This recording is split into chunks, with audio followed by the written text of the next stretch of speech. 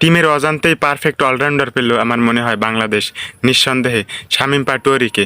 অবশ্যই তার বোলিং যদি আপনি দেখে থাকেন, খুবই ইকোনমিক্যাল বোলিং করেছে। শ্রীলঙ্কার বিপক্ষে দ্বিতীয় টেস্টে লিটন দাসের জায়গায় এসে খুবই দুর্দান্ত কন্ট্রিবিউশন করেছে জয়ে শামীম পাটোয়ারি। লিটন দাসের জায়গায় এসে খুবই দুর্দান্ত কন্ট্রিবিউশন করেছে জয়ে শামীম পাটোয়ারি। দলের সেরা জয়ের নায়ক নিঃসন্দেহে শামীম পাটোয়ারি। আপনি যদি তার ওভারগুলো দেখে থাকেন, 9টি ওভার করেছে, খুবই ইকোনমিক্যাল বল করেছে। 3-এর আশেপাশে ইকোনমি ছিল, খুবই দুর্দান্ত ছিল।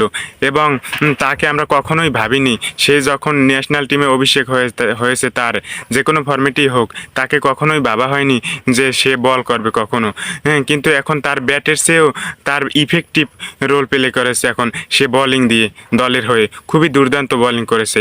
দেখেন, পাকিস্তানের বিপক্ষে খুবই দুর্দান্ত করেছিল, টি-20তেও সে খুবই পারফেক্ট বোলিং করেছিল, পারফেক্ট ও ইকোনমিক্যাল বোলিং করেছিল।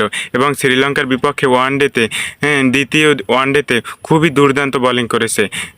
3-এর আশেপাশে ইকোনমিতে বল করেছে, 9 ওভার বল করে খুবই দুর্দান্ত বল করেছে, 30-এর নিচে রান দিয়েছে। খুবই দুর্দান্ত করেছে শামীম পাটোয়ারি। আমার মনে হয় তার ব্যাটিংয়ের চেয়েও এখন তার বোলিংয়ের উপর ভরসা রাখবে বাংলাদেশ। তার বোলিং দেখে খুবই সেটাই মনে হচ্ছে, খুবই সুন্দর বোলিং করেছে।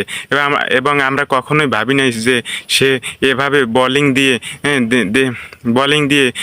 টিমের হয়ে কন্ট্রিবিউশন করতে পারবে। কারণ তার শুরুটা হয়েছিল ব্যাটিং দিয়ে, এবং সে যে বোলিং করে এভাবে বোলিং করবে, এভাবে এত সুন্দর বোলিং করতে পারবে, সেটা কখনোই ভাবিনি।